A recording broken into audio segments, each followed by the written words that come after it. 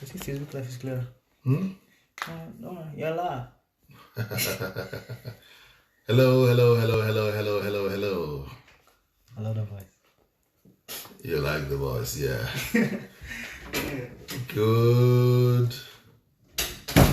Good friends, good people, my fans, all over the world, wherever you may be. My name is Sonny Ogwebie Ezurike, otherwise known as Sonny Zurix. A couple of people know me personally. I think so many people know me personally. Of course, great many more don't know me personally. But this is me here on this live broadcast today on Facebook, which I have captioned Giving Back to the Society. I would want to speak to your mind. I would want to address you. I want to introduce to you a couple of things that I have running in my head that I would want you to possibly participate in if you deem it fit, if you deem it wise, if you think it's a worthy venture to give back to humanity, to give back to the society. Like I said, my name is Sonny Ezurike, also known as Sonny Zurix. I am an evangelist. I am a lawyer, a human rights lawyer. I am a musician. I recently released my new gospel album sometime last year, captioned Jehovah, which is available on all music stores.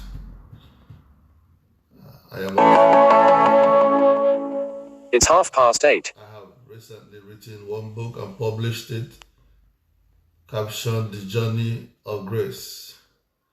Of course, I've also done a second and a third, and I'm hoping to publish my second book sometime within this month. So, I'm glad to have you on my live broadcast today on Facebook. I am the Chief Executive Officer of an international organization, charity organization known as Redemption International for the Blind. Redemption International for the Blind is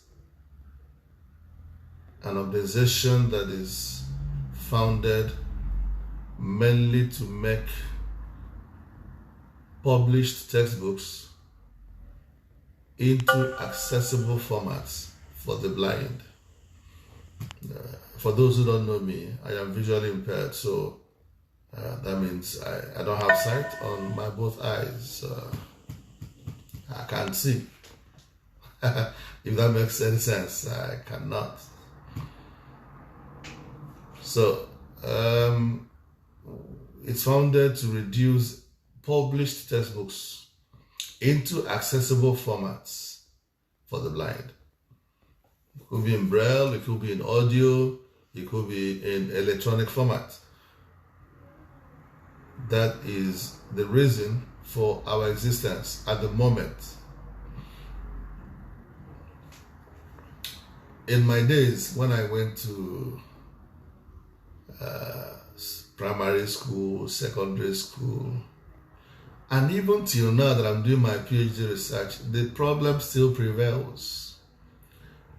And this is why the United Nations, the World Blind Union, the European Blind Union, African Blind Union recognizes this singular problem as a global book famine, as a global book thirst, affecting every single blind student anywhere in the world.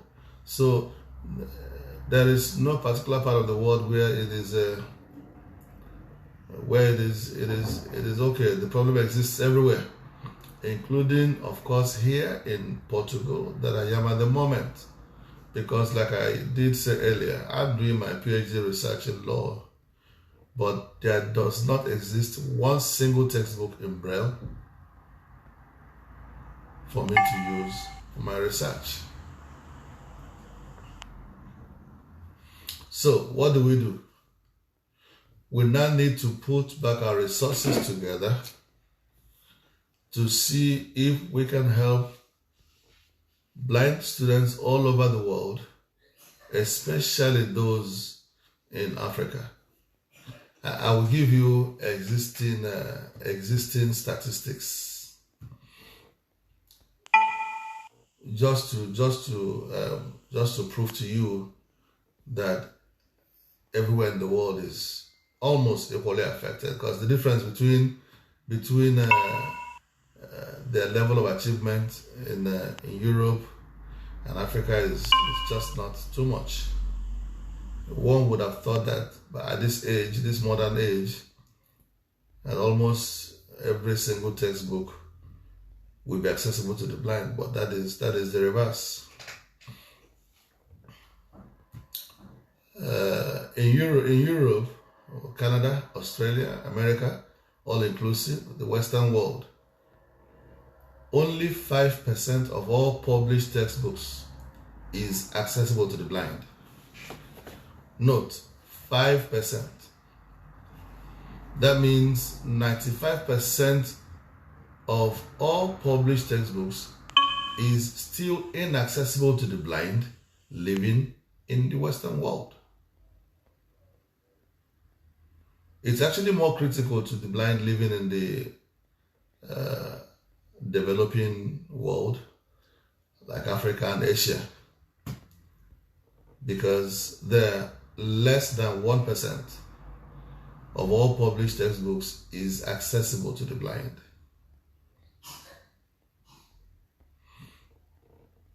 I was fortunate enough to have gone to some of the best schools in Nigeria. By the way, I'm from Nigeria, and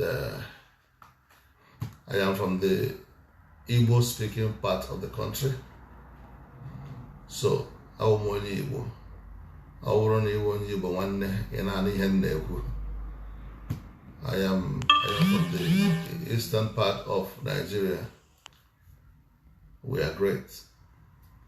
And that is why I have been able to fight my way all through these terrible barriers to get to this level right now. But again, it is beginning to choke. King's College, Lagos was where I had my secondary education. And I can authoritatively tell you, and I'm sure the situation is still the same today, because I've not been there since I left in 91. But there was not one single textbook used by secondary schools in Nigeria that was in accessible format to me all through my study at King's College. I had a colleague, a classmate who was blind as well. Of course, we underwent same situation. And when I finished from King's College, Lagos, I was admitted into Nigeria's foremost university, University of Nigeria. I know some people who know Nigeria might want to raise eyebrows, but of course, as we know it, there are two universities in Nigeria, University of Nigeria and others. So, with all the name, I went through the Faculty of Law of University of Nigeria from my year 1 to my final year. I had not one single textbook in accessible formats to me. Neither Braille, nor audio, nor electronic. So I had to fight my way through, depending only on handouts, which to find somebody to record for you was always a problem. To have the handouts brailled was equally a problem. The same situation still prevails till date. Now that I'm doing my PhD in research, the same situation still prevails. You can hardly find, there is no textbook in Braille. And for people like us who love Braille, it would be my wish to have a couple of my books in Braille to enable me to do a perfect research.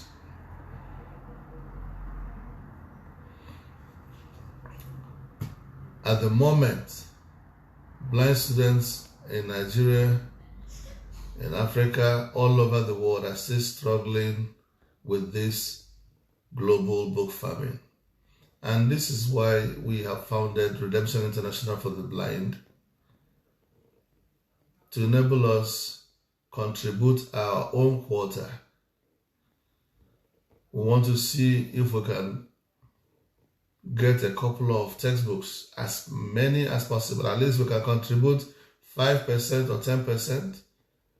If we can put in 5-10% in Europe, then we brought it up to 15%. If we can put in 5-10% in Africa, then we brought it to, of course, 5 or 10%. But I'm sure if God releases resources to us, we will do much more so that history can live to judge us. You know, it is he who wears the shoes that knows where it pinches the most. This is one shoe that I've worn right from age 3. So I perfectly understand the challenges that we have to undergo on a daily basis to live, to succeed. So I want to urge you to be a part and parcel of my charity, be a part and parcel of my success story. You can identify with our charity as a trustee. You can identify with our charity as a donor. You can identify with our charity as a volunteer. There are so many ways you can be part and parcel of this movement. Let's contribute together. Let's give back to the society so that the blind can have more books accessible to them in the right formats.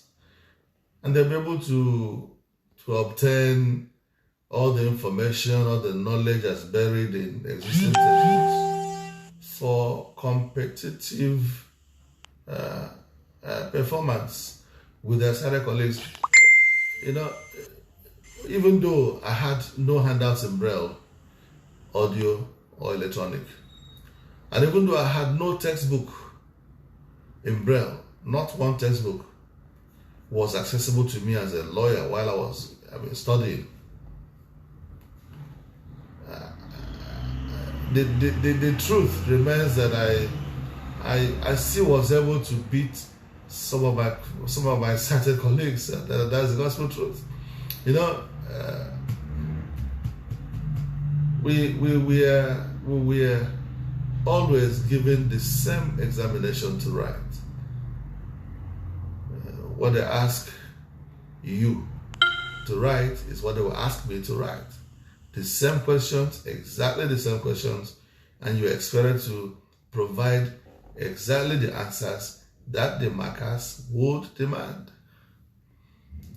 And so, notwithstanding the scarcity, notwithstanding the global book famine, the global book thirst, notwithstanding the inaccessibility of these materials, study materials to me, I still was able to pass through. I went to law school, terrible. Not one book in Braille again. But I had to fight. And thankfully, I got called to the bar. Now, in Portugal, the situation is still the same thing because in my book, there's no book there. I mean, in my university, there's no book there that is accessible to me. So It's no hidden truth. It's an obvious truth, a notorious truth. The only place I went that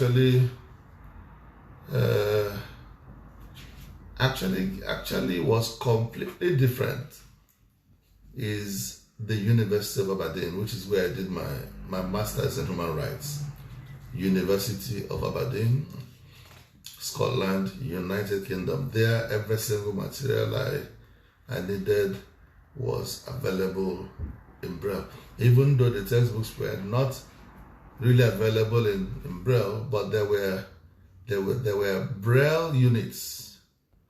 So if I needed any book translated into Braille, all I had to do was to identify such a book, pay a little fee, and the book would be transcribed into Braille in a few minutes.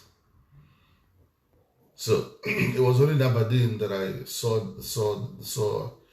a good number of facilities for the blind.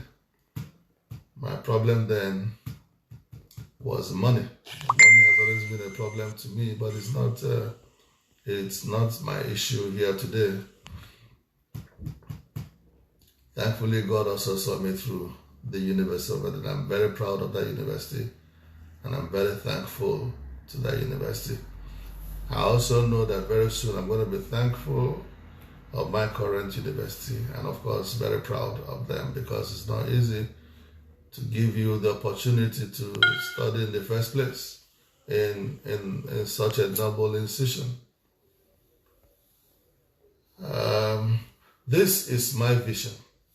This is my dream, to give back to the society, to contribute to the education of the blind, to make sure that existing textbooks are reduced to accessible formats, so that we can equally access same information and knowledge from same textbook in real time with our sighted colleagues. And before I call it a quit on this, my live broadcast, I want to just treat one topic that affects every single person, save those who are business-minded. And this is one major force that I know that kills vision and dream. And I want to urge you to do your very best in this 2020 not to be a victim of this force. Because if you are, it's going to destroy your dream, it's going to destroy your vision, and it's going to make you lag behind.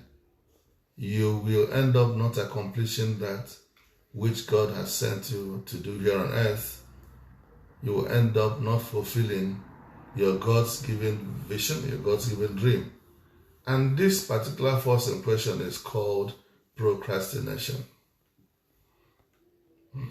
Procrastination is one major thing that affects so many millions, so many people here on the surface of the earth. We always think we have enough time to do everything, but we end up discovering that we have little or no time at all. This is the truth. Procrastination is something we all need to resist. It's something we all need to fight against. It's something we all need to keep off our way. And without wasting much of our time, I see procrastination to imply the delaying of an action for another time or day, which may never ever come. The delaying of an action for another time or day, which may never ever come. So, what makes you think that today may not be your last day here on earth? Even as you're listening to my voice right now, what makes you think today is not going to be your last day on earth? Whoever knows his tomorrow from today, who? Who knows what tomorrow is going to be like? Who? Great many of us are deceived into thinking we have endless supplies of tomorrow. But this is most untrue. We don't have endless supplies of tomorrow because we are nothing more than mortals, flesh. So, what makes you think you have endless supply of tomorrow? I'm asking. These are some of the reasons why we miss out on opportunities. Some of the reasons why we fail to grab chances as they open up. And some of the reasons why we are unable to discern the time. How can you ever have endless supply of tomorrow when you do not even have control of your next minute? How can that be? Do you not know that time is golden? You don't know that time lost now can never ever be recovered again. Just as it is impossible to bring back 2019 that is just gone few days and weeks ago, so will it be impossible to return 2020 when its time is off. Maybe you've forgotten that your yesterday is gone forever, never ever to come back. And even your tomorrow is most uncertain. In between your yesterday and your today is in between your yesterday and your tomorrow is your today. And interconnecting your yesterday, your today, and your tomorrow is time. Time. The most expensive thing, the most expensive resource here on earth. Not even your millions can buy you time, brother. It doesn't matter who you are, whether you are President Donald Trump or you are Boris Johnson or the strong man of Russia. Even if you are Yoweri Museveni of Uganda, or Buhari of Nigeria, whoever you may be, Trudeau Johnson, whatever his name is, of Canada, Australia,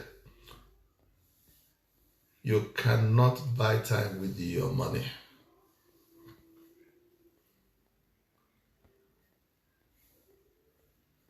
As big as you are, as little as you are, even a baby born right now as I'm speaking, we all enjoy equal amount of time. Nobody can get more than the other. Each one of us holds a mandatory account with time. This is not like our usual traditional banking system. So, rather than having to deposit to be credited, as it is usual with our traditional banking system, time in its magnanimity and generosity credits us on daily basis with not more than 24 hours.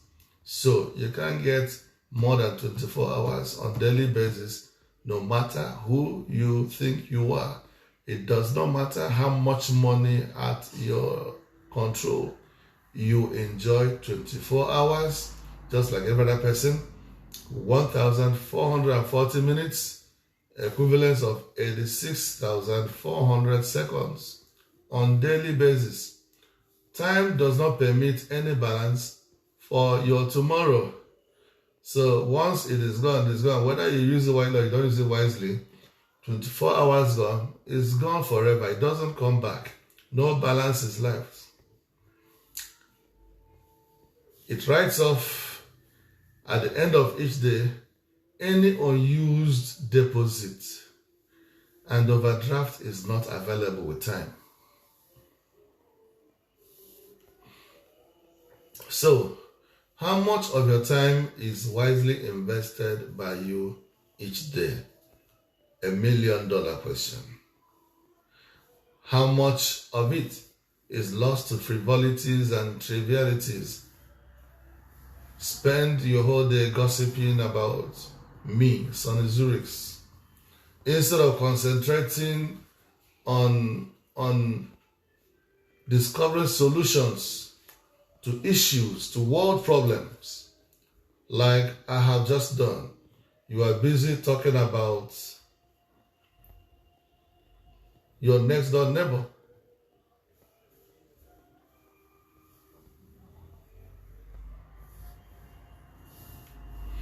Procrastination or delay could be quite costly, in case you don't know. If you ever want to wait for when it is most convenient, such a time may never ever come. We are all living witnesses to the fact that 20,000 and what's it called? 2019. Yes, very sorry. we all know that 2019 is finally gone. It has come and gone. It's not coming back anymore. And I'm sure a lot of us had many plans, many dreams that we thought we could accomplish last year. We ended up not fulfilling those dreams because of procrastination, because of delay, the spirit of delay. I will do it tomorrow, I will do it next tomorrow, I'll do it next week, next month. Before you know it, 2019 went and we couldn't do it. So if we are still alive in 2020, then we are fortunate enough to still be alive. That means we still have the capacity, the ability to fulfill this dream. But the obvious truth, one notorious fact that we must understand this year is that time will keep flying. It's not going to stop for you. And because nobody knows when his exit from here will come, is it not wiser you wake up early enough and begin a march towards your much desired dream, towards your much desired ambition? Listen to the wise words of Arthur Ashe. Start where you are. Use what you have. Do what you can. George Herbert puts it this way: start where you stand and work with whatever tools you may have at your command. Better tools will be found as you go along. And by the way, if you like what I'm doing and how far I have taken us so far on this topic, would you mind sharing my videos to your friends, inviting your friends to join this live broadcasts? Invite your friends. Go on, invite your friends, and leave me comments. If you have questions to ask me, leave me comments. I will attend to all your comments. I will attend to all your doubts. If peradventure you would want to be part and parcel of my charity, you want to donate, you want to contribute, you want to volunteer, you want to help in any way, any manner, just leave me comments and I'm going to get back to you after my broadcast. According to E.L. Nightingale, we become what we think about. And to Buddha, the mind is everything. What you think, you become. If you can dream it, you can do it. As it is often said, do not ask God to guide your footsteps. if you are not willing to move your feet. I hope I've been able to challenge and motivate you into action, trying to let you know that procrastination does not pay. It is not rewarding at all. Rather, it is one of the greatest vision killers. So you need to kill it before it kills you and your vision. Go ahead and share this video. Invite friends to be part of this live broadcast this evening. Time does not wait for anyone. The clock keeps ticking away by the seconds. So, you got to think wisely. You got to invest your time wisely. Avoid gossip, I repeat. Run away from gossip. It does not pay. Take a step, and you'll be surprised at where time will land you. Listen, the road to your dreams will not always be easy to navigate.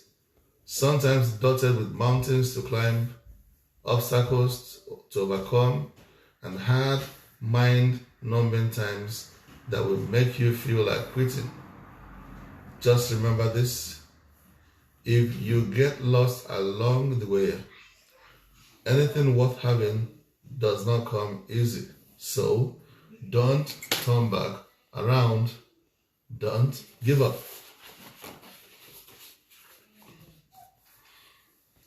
In the words of Thomas Carlyle, every noble work is at first impossible. I'm going to repeat this. Every noble work is at first impossible. It's 9 o'clock. My vision and my dream to make more published textbooks accessible to the blind. It is a very big project, gigantic project as such. To me, it looks impossible, but with God, with you, it is going to be possible. According to Josiah Gilbert Holland, there is no royal road to anything. One thing at a time, all things in succession. That which grows fast withers as rapidly. That which grows slowly endures. For the mortal flesh, for you and I, brother, sister, you that are watching this live broadcast, for us, mortal flesh, not for the spirits, for those of us who have blood flowing through our veins and arteries and our capillaries, there can be no endless supply of tomorrow. You need to sound this, you need to understand this, you need to put this in your, commit this to your memory. There is no endless supply of tomorrow for those of us that are mere mortals, being not deceived. Wake up from your slumber, make haste while the sun still shines. And peradventure your dream is too big, too gigantic to handle at a time. Break it down into bits and begin with baby steps. Begin with little steps.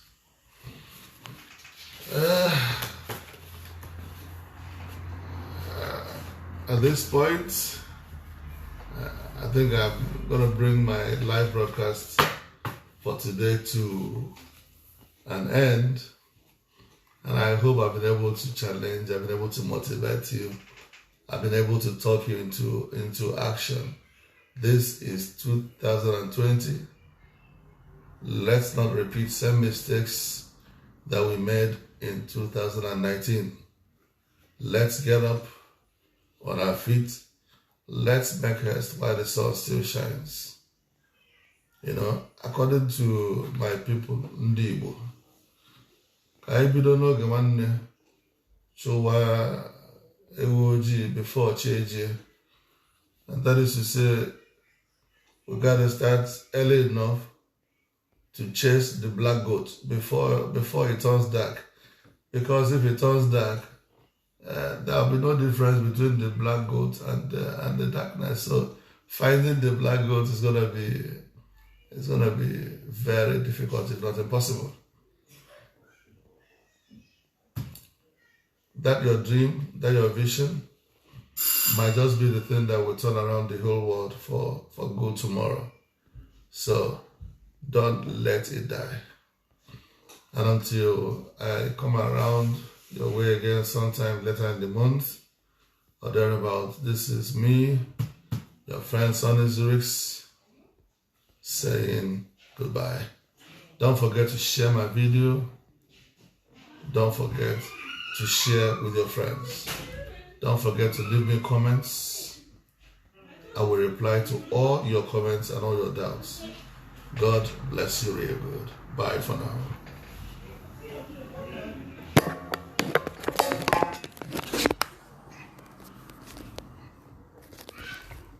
Live. 3 viewers. McKenna Olams. Lorianne Sissons is watching. In list comment. Wave. Live not in list comments will appear here. 3 viewers. McKenna Olams. Lorianne Sissons is watching. In list Sarah Tainko is watching. Wave. Live not in list. 2 viewers. McKenna Olams. Lorianne Sissons is Sarah Tainko. Chindu Asinu Anosike is watching. Wave. Live not in list. 2 viewers. McKenna Olams. Lorianne Sissons. Sarah Tainko. Chindu Asinu. Obi Kingsley Jamaica is watching. Wave. Lorianne Sissons. Sarah Tainko. Chindu. Obi. McKenna Olams is watching. Wave. McKenna Olams is watching. Effect tools. Rotate camera. Turn flash on. Invite friends. Comment button. Update description. Finish button.